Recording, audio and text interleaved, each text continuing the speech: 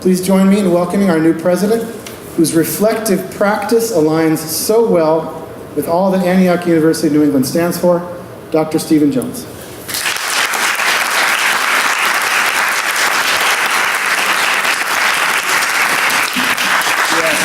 Thank you, Sean. That was a great lecture. I'll take questions now. Well, good. Greetings. I won't tell you that this is I did the math real quickly, my 109th day. Instead, I will mention that I am well into my 4th month as president, Antioch University New England. This is my 3rd CEO gig, 9 years prior to this at 2 institutions. Prior to that, at 2 other institutions, I reported directly to the CEO for a total of 7.5 years, and that means that I've been in these senior academic higher education leadership positions for about 17 years now. And I want to reflect a minute before I tell you what I'm going to tell you on this AUNE presidency. I learned years ago that experience is pretty easily defined as that thing that you get right after you needed it. And in these past 17 years, I've had a lot of experience of that nature. I've done a lot of things that were not the right thing. That is, I did them in a way that wasn't right, and hence learned lessons, powerful lessons. You don't learn by doing things right. Michael Jordan, I love this quote, and I don't know when he said it, but I think you've all heard it. He said, "I've missed more than 9,000 shots in my career. I've lost almost 300 games. 26 times I've been trusted to take the game-winning shot and missed. I've failed and failed and failed over and over again in my life, and that is why I succeed." This AUNE presidency, I'll reflect for you that this is a small niche university, no question about it. The budget here is 1/30th the size of the budget I managed at the University of Alaska Fairbanks. Our campus, our sprawling campus here, is one building. At times it is a sprawling building. I finally know how to get around most of the time. It's my smallest university. However, I can say with great confidence that this is my biggest job. Why do I say that? Because so much is at stake here. If you look on the wall out here, you've all seen it, I think. The Antioch University founder, 1852, Horace Mann said, I love the quote, "Be ashamed to die until you have won some victory for humanity." And I believe sincerely, based upon being here, preparing to be here, and interacting with all of you, with our students, with our alumni, that we are in fact, through our faculty, our staff, our alumni, our students, we really are changing the world. It's why our students enroll here, and it's so important that we can't let them down. The stakes are just too high. We carry the burden of that obligation with us every day and every hour of every day. Changing the world, it's why I'm here. It's why I'm so committed, and it's why this is, in fact, my biggest job. And again, my smallest university, but that doesn't mean in any way that this is a lesser leadership challenge, that it's any easier than being at the other institutions. So regardless of the stakes, though, this is my most comfortable leadership position for a lot of reasons, many of them sitting right here in the room in front of me. It is clearly the most natural fit I've had along my own leadership journey. This presidency provides the perfect platform from which to talk to you about the nature of leadership. And I've broken this presentation into what I'll call 4 planks on the platform. The first one is the context, my lifelong passion for nature. I'll tell you a little bit about that. 2 is the relevance of this Emanuel Swedenborg character who Sean referenced. 3 is correspondence and what it's amounted to, this notion of correspondence in my life and in my career.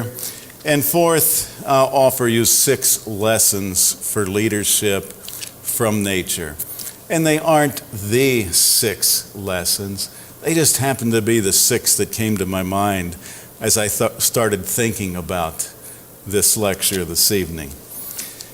So, the first plank in the platform is my lifelong passion for nature. I can't even remember not having that passion.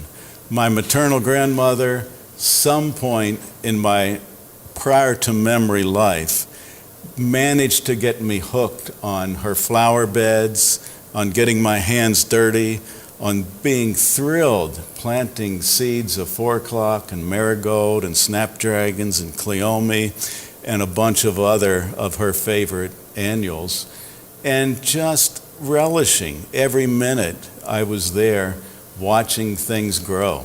And it stuck with me my entire life. I also grew up in a working class family with mom and dad who took us picnicking, led us on hikes and adventures, a dad who took us boys fishing and hunting. We all camped together.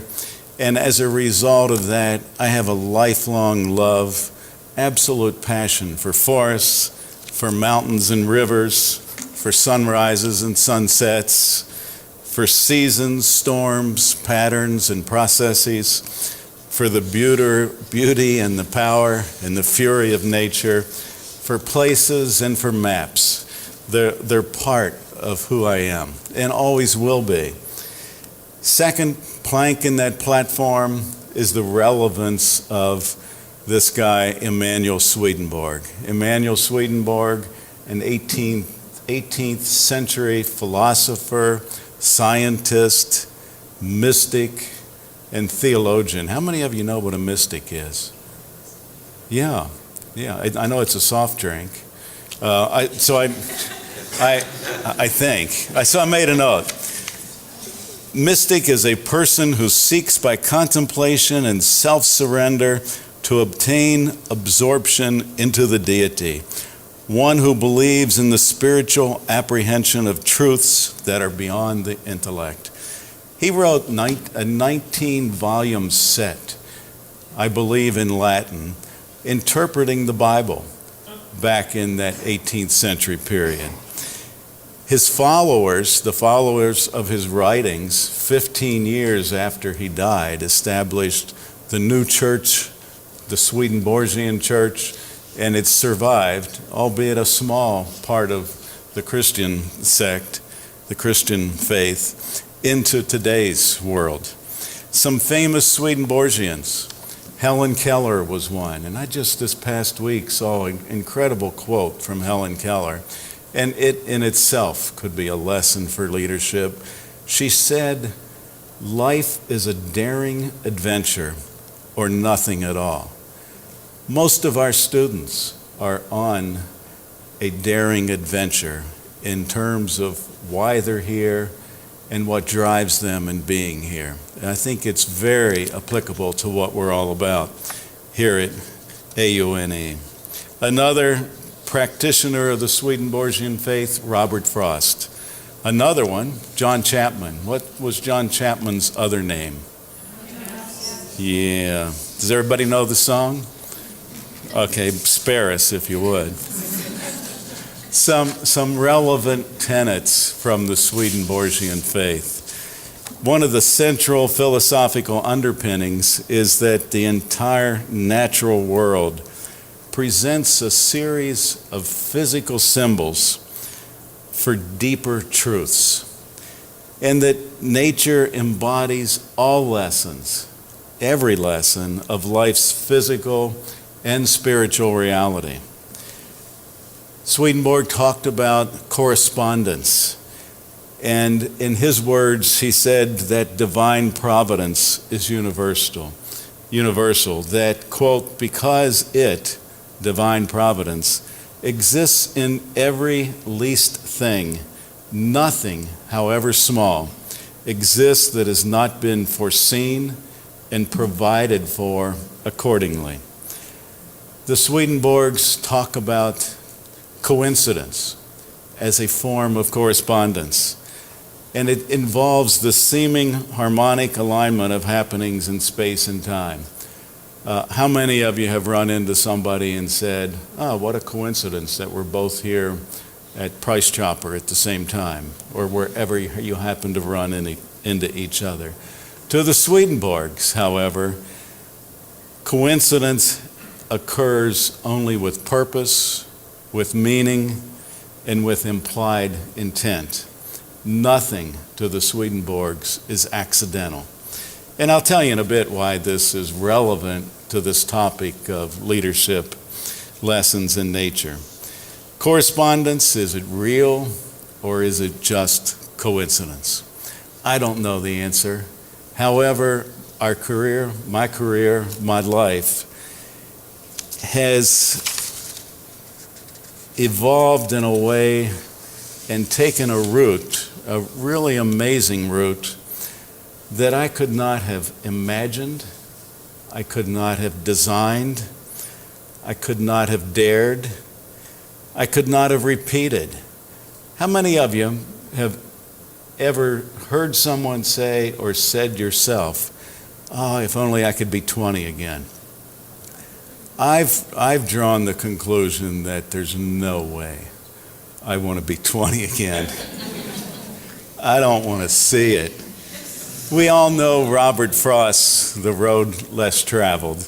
He says in it, two roads diverged in a yellow wood, and he goes on to say, "Oh, I kept the first for another day, yet knowing that way leads on to way, I doubted if I should ever come back."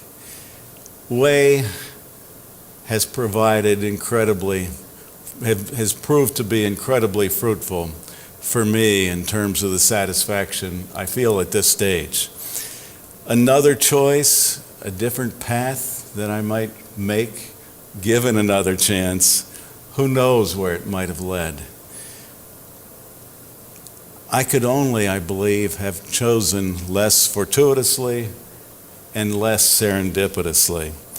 I don't want to risk another chance. My connection to the Swedenborgs, let me circle back to that and suggest that we have some interlopers here. That's my signal for them to come in. Come on in, you're not disrupting us too badly. That's good. So this is the third plank, the correspondence and the role it's played in my life, in my career. Judy and I both graduated from the same high school way back in 1969. And uncannily, this working class new high school graduate who could not have afforded to go off for college anywhere, and it would have been out of state. My interests were in forestry, and there was no forestry program in the state of Maryland at the time. Instead, that same summer, the local community college opened a 2-year forestry program intended to transfer credits, all of them, into West Virginia University. I was the first college-bound student in my family. And again, was it coincidence that the forestry program at the local community college opened that year, or was it correspondence? I don't know. But I was able to stay at home, work for 2 years as I took the 2 years worth of undergraduate community college credits, and it prepared me to be able to go on to a 4-year institution to get the degree. Another pathway, fork in the road, opened.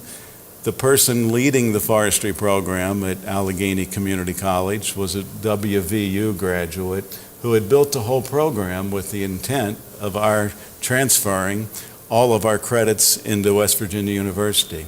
He learned early in my second year that West Virginia would accept all but one of the credits. It ticked him off so badly that he worked hard to find another forestry institution that would accept all of those credits. And he found that articulation and set it up at the State University of New York College of Environmental Science and Forestry. So way opened on to another way. Instead of Morgantown, it was Syracuse. Again, is it coincidence? Is it correspondence? Who knows what might have happened had it been Morgantown instead of Syracuse? Was it serendipity and fortuity, or was it correspondence? I don't know. Each of the steps along my career track led me closer and closer and closer to Antioch University New England without my knowing it. Back to Emanuel Swedenborg for a moment and my Urbana University presidency. Urbana University, founded in 1850 as a Swedenborgian university. It was the nation's first Swedenborgian university, and that number has blossomed today so that there are two of them. Johnny Appleseed played a big role in the founding and enabling of Urbana University. He was doing his work in that part of Ohio, and a couple of his associates he talked into donating the first 10 acres that became Urbana University, establishing that university on sites on a site he had visited and enabled the transfer of the property. So let me tell you a little bit about Johnny Appleseed quickly. We think of him through Walt Disney as this early conservationist, this folk hero. He was an accidental conservationist. He was a Swedenborgian missionary. He was a business entrepreneur who found a way to support his mission work by collecting apple seeds from the cider presses in western Pennsylvania, toting them out barefoot and with a tin cap, Disney says, to the frontier in Ohio. He cleared and planted nurseries on some land he did own and some land he just happened to find convenient. And then he bartered with settlers either bartered or sold those seedlings to settlers. And he used the money to support his mission work.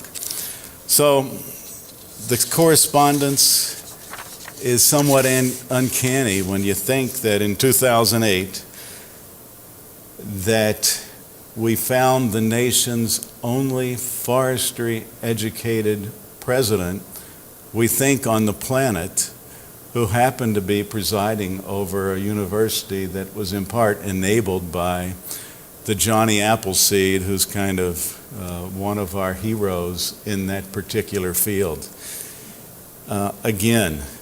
I had never heard of Urbana University prior to the search firm calling and saying, would you like to think about this? And the Swedenborgs, I was a forester who knew nothing about the Swedenborgs. And I managed to learn a little bit during those 5 years, but I was clueless as to what the Swedenborgs were. Yet I found over the course of our tenure there that my own beliefs, my own feelings, some of my own passions were nearly perfectly aligned with some of those fundamental tenets. I believed and still do that the natural world offers powerful truths that are applicable to learning, living, and leading in many, many dimensions. Some of those beliefs are in clear alignment with what I have found in way of inspiration, solace, and illumination in the natural world daily. And also aligned with my belief that the lessons of leadership and life are written more indelibly in nature and natural systems than they are in any textbook on management and leadership. So again, serendipity, fortuity, correspondence, coincidence, I don't know. I do know that without that 5-year passage through Urbana University, dealing with extraordinary fiscal peril that has been at that institution for decades, without that 5-year passage, particularly in that prior to that time, my academic life had been in public universities. The time in that private university, I would in no way have been competitive for this position had life not journeyed us through that 5-year period at Urbana. In another coincidence, Judy and I went to Urbana thinking it would be our last stop, that we would spend 10 or 12 years there and then retire somewhere near our daughter so she could tend to her old parents. However, all of that changed May 3rd, 2012. Judy and I had gone out for a walk. We lived near campus, and we had swung around through campus and were within sight of the house, crossing an intersection protected by stop signs at every corner, when a young fellow in far greater rush than we were in ran a stop sign. We think he quickly looked both ways, and neither of those ways happened to be in front of him, and he slammed into us with a 2-ton GMC SUV, and it changed our lives. We were in dueling ambulances on the way to the emergency room, and it caused us to reflect on life and the future in ways that helped us decide that we needed to take another path. And as it turned out, that way led us to this university here in Keene, New Hampshire. Many of you have heard me talk about Bernard Malamud, the author of the novel The Natural. The movie character played by Robert Redford, and it's probably been 30 years ago. That character at one point says, "We have 2 lives to live, the one we learn with and the life we live after that one." We are here in Keene, New Hampshire at Antioch University New England, living that second life. It changed us profoundly, that date back in May. And we are committed. We've committed ourselves to a higher purpose. There is no institution more deeply rooted in passion and purpose than this one here in this old furniture factory. This university is more passion-fueled and purpose-driven than any on the planet. And we are convinced that at this stage in our life and careers, this is where we belong. So, the fourth plank, lessons of leadership in nature. Good. 6 examples, as I said. Again, these aren't the 6. These are 6 that happened to come to me in sequence as I contemplated this evening's seminar. So lesson 1, the complementary forces of humility and inspiration in everything we do in living, leading, and learning. Most of you have heard what I call my Mount Quigley tale. We spent 4 years in Alaska. The first time we saw Mount McKinley wasn't from campus where you can see it on a very, very clear day. Instead, we had flown back to Kantishna, about 90 miles from the entrance of Denali National Park, in a small plane. And as we flew back in probably late August, we saw the bottom third of the mountain. The bottom third is still higher than the highest peak in the White Mountains, Mount Washington, and still very impressive, but we were somehow denied a view because of the clouds of the whole mountain. We landed at the Kantishna airstrip, separated in the viewscape from Kantishna by Mount Quigley, which sat to the south, and blocked any view we might have of Mount McKinley. The next morning, got up. I would say we got up at dawn, but it didn't get dark that night. We were in the summer season. And we decided to walk up Mount Quigley in hopes of getting a glimpse of the mountain to our south. And I forget who dropped off when, but as I approached the crest of the mountain, I was alone. And I could look back behind me and see this tiny little rectangle that was the gravel airstrip. And felt as I looked to the north and saw the plains, the PLAINS plains, extending to the horizon to the north. I felt like I had really accomplished something. I was almost smug about it. Here I was climbing Mount Quigley. Keep in mind that Mount Quigley is about the same elevation as Monadnock. And as I began to crest and come up over the flattening ridgetop, I sensed something, I felt something. And while I was watching my feet so I wouldn't stumble, I paused and looked to the south. And there my gaze went from horizontal up and up and up. And there in front of me was this 20,320 foot tall mass of gleaming ice, just brilliant in the morning's light. And I felt in that one instant just absolute humility because I had done nothing in climbing Mount Quigley, and total inspiration, inspired by this incredible, massive, beautiful hunk of rock and ice in front of me. And it serves as a metaphor for everything I think about in terms of life, in living and in leading, because it's a reminder that you can't lead without humility. You can't lead without inspiration. There are always things grander, more spectacular, and there is always higher ground to purchase in life's movement forward. So,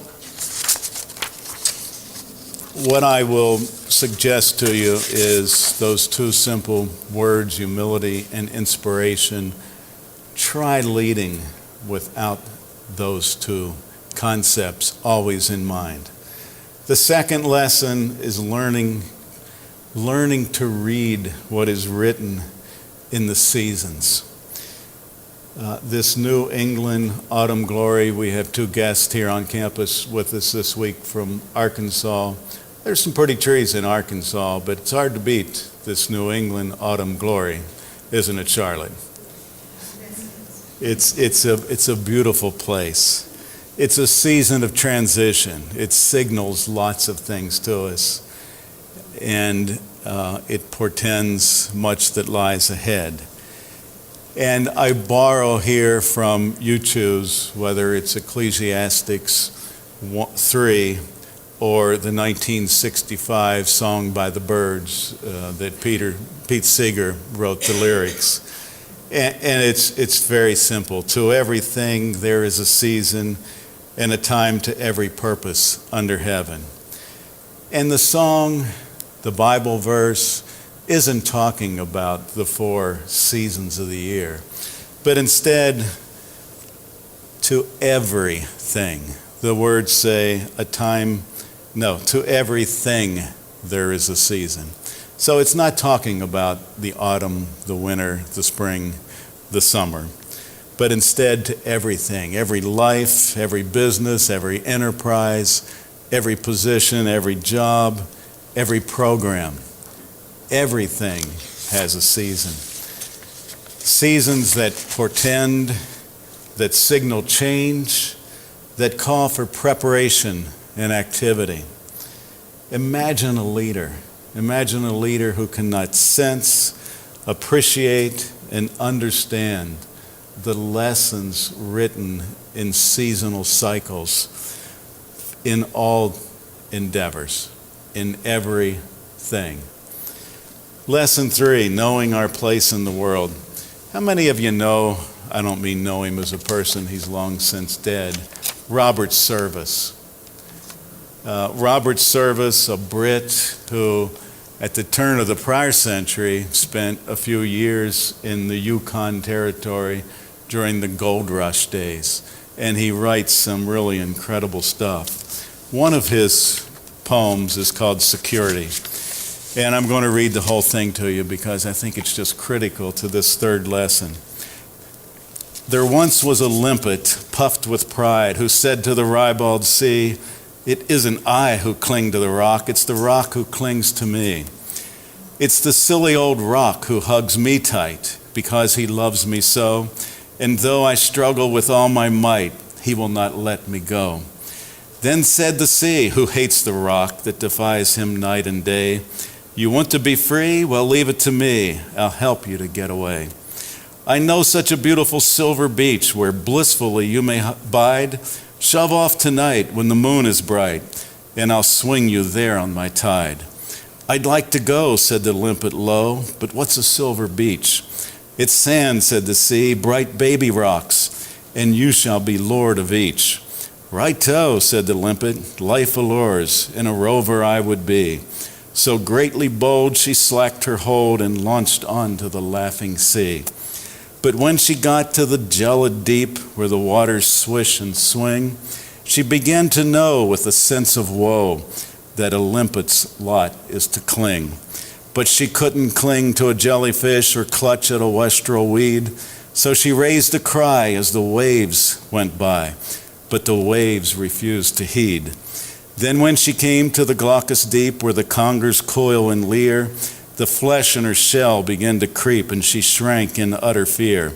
It was good to reach that silver beach that gleamed in the morning light, where a shining band of the silver sand looked up with a welcome bright, looked up with a smile that was full of guile, called up through the crystal blue, "Each one of us is a baby rock, and we want to cling to you." Then the heart of the limpet leaped with joy, for she hated the waters wide.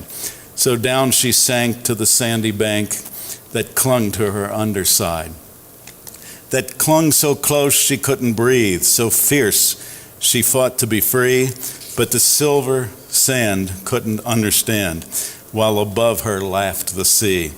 Then to each wave that wimpled past, she cried in her woe and pain, "Oh, take me back, let me rivet fast to my steadfast rock again." She cried till she roused a taxi crab who gladly gave her a ride. But I grieve to say, in his crabby way, he insisted she sit inside. So if of the limpet breed ye be, beware life's brutal shock. Don't take the chance of the changing sea, but cling like hell to your rock. I like Robert Service. It's not about a limpet, it's not about a taxi crab, it's not about the sea. It's a metaphor for living and learning. Try leading without knowing your place, without recognizing your anchorage, your own rock. Try leading without appreciating what's critical, what is reality, and what is unchangeable. Lesson 4, understanding limitations and potential.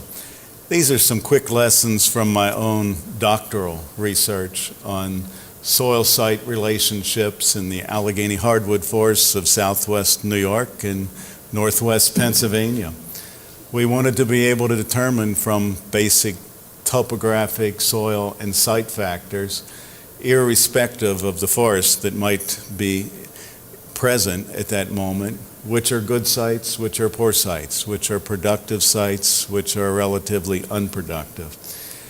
And boiled things down to 4 primary site factors. One is aspect. Aspect is quite simply the direction of the slope. If the slope goes down to the east, it's an east aspect, etc. So aspect, which direction it points. Slope steepness, slope shape, and slope position. Bottom line is that if you're a forest, if you're a tree, if you're a plant trying to make it on an upper, steep, west-facing, convex slope, forget about it. If you're on an east, more gentle, lower concave slope, there's not much you can do wrong. Highly productive, high site quality. So try leading without knowing both the limitations and the potential of the people who work with you, of the organization itself, of the environment in which you operate. Lesson 5, knowing your own purpose in life. And I have a quote here borrowed shamelessly from John Maxwell's Daily Reader. John Maxwell is a management and leadership writer, prolific, whose writings are not at all esoteric. They're intended for those of us who have rather simple minds. I suppose that's why I like him. He says in that, a friend of the poet Longfellow asked the secret of his, Longfellow's, continued interest in life. Pointing to a nearby apple tree, Longfellow said, "The purpose of that apple tree is to grow a little new wood each year. That is what I plan to do," Longfellow said, end quote. The friend would have found a similar sentiment in one of Longfellow's poems. Quote, "Not enjoyment and not sorrow is our destined end or way, but to act that each tomorrow finds us further than today." So imagine leading without knowing what motivates and fuels you and the people who work with you. It's a fundamental lesson. Lesson 6, understanding and appreciating the perspectives of others. If you think about the eagle through two different lenses. First, the human lens.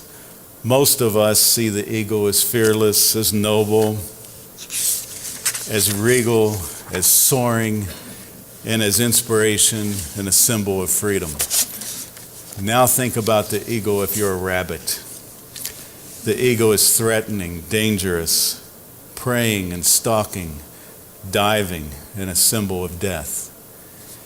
Think too about these New England forests through two different human lenses, one today and one some 4 centuries ago. To the early colonist, these woods were dark and foreboding, foul and repugnant, evil, disease-infested, and habited by savages. The same forest, albeit a bit different after 400 years, but a far different perspective. Our view of today, I forgot to mention. We view these woods as woods of wonder, the autumn colors, as an escape, a destination, a place to reflect and renew, nature's bounty, solace, a far different view of the relatively unchanged forest, albeit lots of disturbance in between, but a totally different perspective. So a truth that I think is just fundamental, that where you stand depends on where you sit, or in the case of the rabbit, where you fall in the food chain. Try being a leader without knowing and respecting where others sit.